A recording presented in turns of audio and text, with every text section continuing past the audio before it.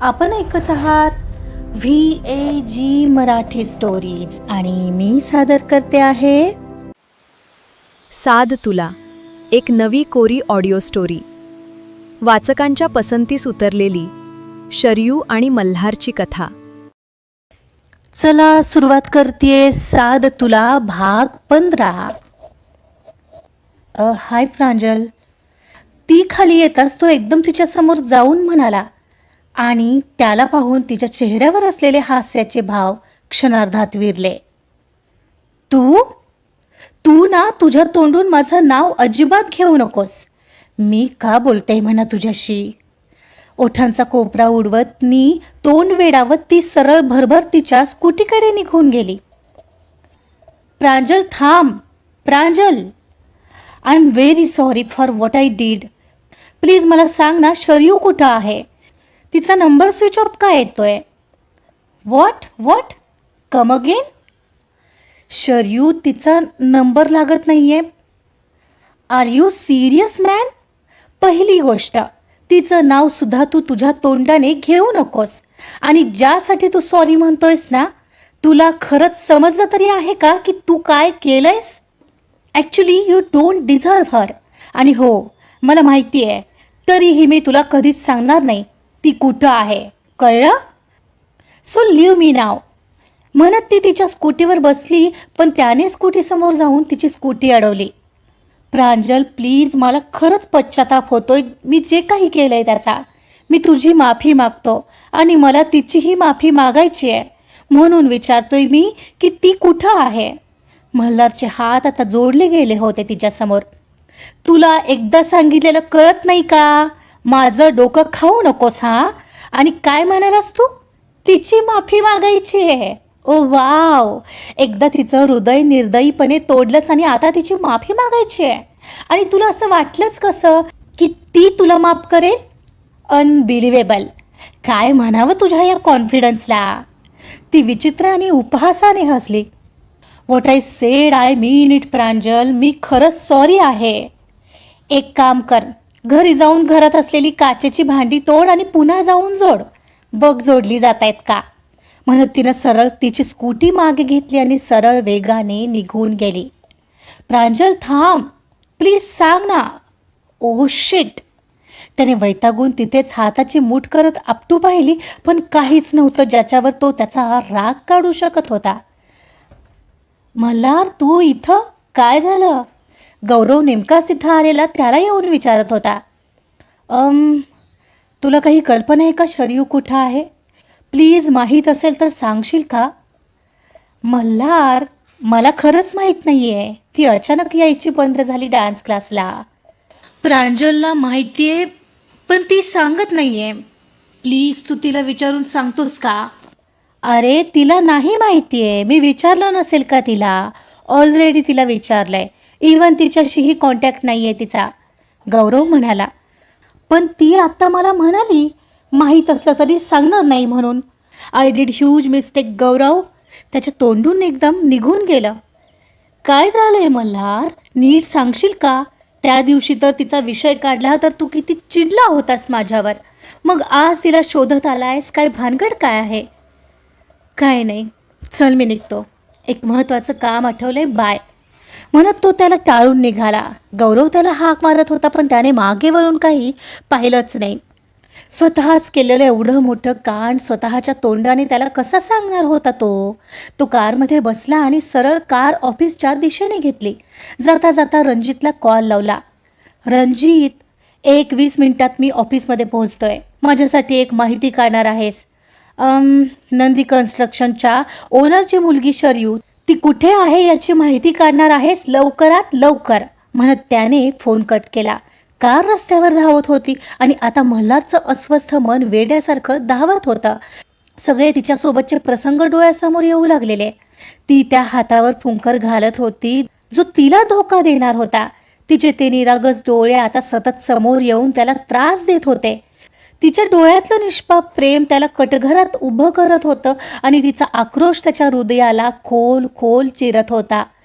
त्या दिवशी ते दोघात अनावधानाने घडलेलं किस त्या दिवशीचं तिचं अगदी उत्कटपणे I love you Malhar, I love you so much म्हणत त्याच्याच मिठीत हरवणं त्याच्या हृदयात खोल कळ आणत होतं.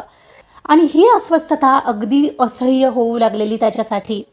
दुपारचा 1 वाजलेला आणि शरयू आणि तिची आत्या जेवायला बसली होती. एवढ्यात आत्याचा फोन वाजला.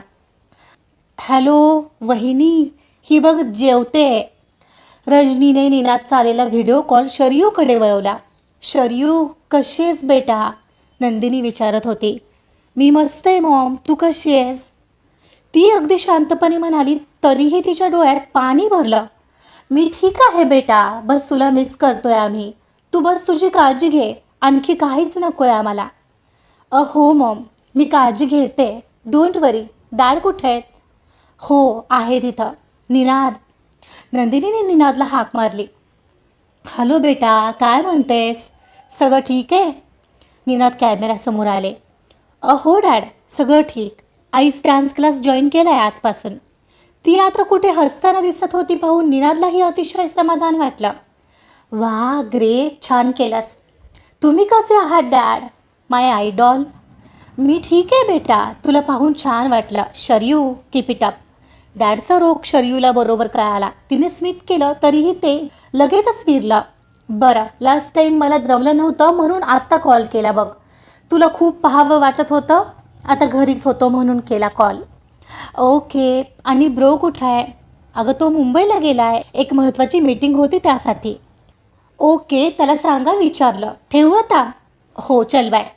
बाय डॅड, बाय मॉम म्हणत तिनं फोन ठेवला.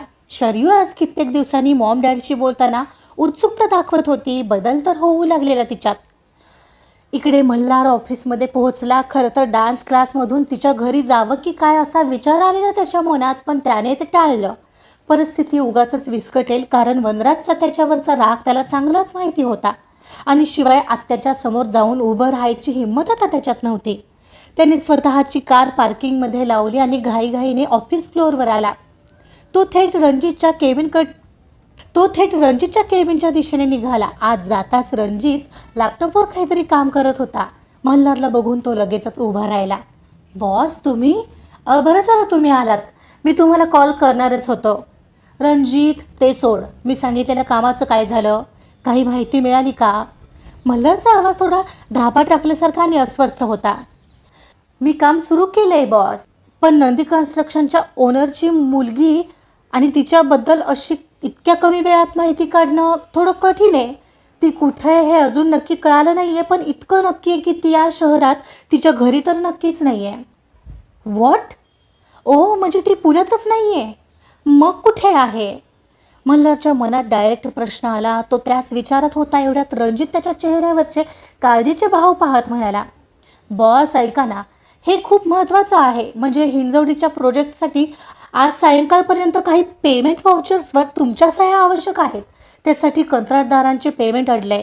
मी ती फाईल तुमच्या डेस्कवर ठेवली आहे. मला माझंच काम समजावणार आहेस का तू रणजित? मला कळतं. मल्हारचा राग एकदम त्याच्यावर उसळला. बॉस, आय एम सॉरी, मला असं म्हणायचं नव्हतं. तुम्ही तर चिडलात.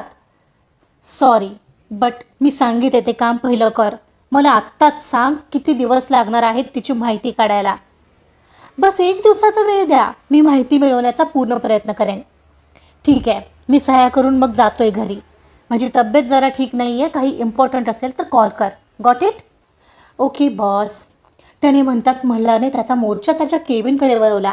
आत केबिनमध्ये येतात जे प्रोजेक्ट नीनादच्या हातातून हिसकावण्याचा त्याचा प्लॅन होता, तो बोर्ड लगेचच त्याला समोर दिसला. त्याच्यासाठी करत असलेले सारे प्लॅन्स आता खरं तर काहीच उपयोगाचे नव्हते. त्याने पहिला बोर्डवरील सगळा डेटा पुसून टाकला आणि त्याच्या खुर्चीवर येऊन बसला. केबिनमध्ये शांतता पसरली होती, पण मल्हारच्या डोळ्यात विचारांचं वादळ होतं. त्याने खुर्चीवर मागे रेलून दोन्ही हातांनी डोकं दाबलं. माझ्या एका क्षुल्लक स्वार्थासाठी मी इतका मोठा गुन्हा केला. How selfish I am. प्रांजलने केलेला अपमान त्याला आपोआपच आठवला आणि असं वाटलं आपण इतके क्रूर वागलो. आपल्याला ती वाटेल तशी बोलली. काय कमावलं मी? मल्हार, यशस्वी हो किंवा होऊ नकोस, पण कोणाला दुखावून कधीच काहीही मिळवू नकोस. आईच्या या विचारामागचा खोल अर्थ आता त्याला समजत होता. आईचं वाक्यही त्याच्या मनात येऊन गेलं. त्याने डोळे उघडले आणि समोरच्या टेबलवर पडलेल्या फोनकडे पाहिलं. रणजित माहिती काढेल, पण तोपर्यंत मला शांत बसणं शक्य नाही. त्याने पुन्हा एकदा तिच्या स्विच ऑफ असलेल्या नंबरवर कॉल लावला आणि इकडून तिकडे फिरू लागला. नंबरवर सेम IVRचा आवाज आला. तसा त्याने त्वेषाने तो फोन समोरच्या सोफ्यावर फेकला, पण मोबाईल फोन सोफ्यावरून खाली पडला. ती पुण्यात नाहीये, ती खरंच गेली, मला सोडून गेली. त्याच्या तोंडून अस्पष्ट उद्गार बाहेर पडले. त्याच्या त्या तापाने फणफणलेल्या शरीराला आता मानसिक वेदनांची साथ मिळाली होती. त्याने सीटवरून उठून केबिनच्या काचेतून बाहेरच्या धुसर पुण्याच्या शहराकडे पाहिलं. आता अंधार होऊ लागलेला. त्याचं लक्ष समोरच्या इमारतीवर नव्हतं, तर त्याला शरयू आणि प्रांजलसोबत घालवलेले क्षण आठवत होते. प्रांजलचा तो तिरस्कार, घरी जाऊन काचेची भांडी तोड आणि पुन्हा जोड. प्रांजलचे ते शब्द त्याच्या कानावर जळजळीतपणे पडत होते. अशी कुठे जाऊन बसली ही? शरयू, तू ना कुठेही अस, मी शोधणार तुला. जर हा मल्हार तुझा सूड घेण्यासाठी प्लॅन करू शकतो, तर तोच मल्हार तुला पाताळातून शोधूनही आणू शकतो. मनाशीच ठरवत असताना त्याला रणजितने ठेवलेली फाईल टेबलवर दिसली. त्यावर त्याने सह्या करायला घेतल्या आणि त्या करून होताच मोबाईल उचलून घरी जायला निघाला. एक एक क्षण त्याला युगायुगांसारखा वाटत होता. वेळच जात नव्हता. नाही तिच्याबद्दल काही कळायला मार्ग होता. आधीसारखं तिची माहिती मिळवण्यासाठी पुन्हा एकदा त्याला फिल्डिंग लावावी लागणार होती असंच दिसत होतं. बस फरक एवढाच होता. तेव्हा तिची माहिती, ती काय करते, तिचं शिक्षण काय, तिच्या मैत्रिणी कोण आहेत, ती कुठे कुठे जाते, तिला काय काय आवडतं, हे सगळं तो तिचा सूड घेण्यासाठी करत होता. आणि आता त्याला तिची माफी मागायची होती. कार वेगाने धावत होती आणि एवढ्यात त्याच्या मोबाईलवर एक मेसेज आला. मेसेज इंस्टाग्रामवरून प्रांजलकडून होता. त्याने पटकन कार बाजूला घेतली आणि तिचा मेसेज जरा उत्साहानेच उघडला. तिनं काय पाठवलंय पाहायला, कारण एक क्षण तिने त्याला शरयूची माहिती पाठवली असंच वाटलं होतं, पण तिने एक कोट पाठवलेला. People who are innocent they don't lose anyone, people lose them for ever because of their own mistakes.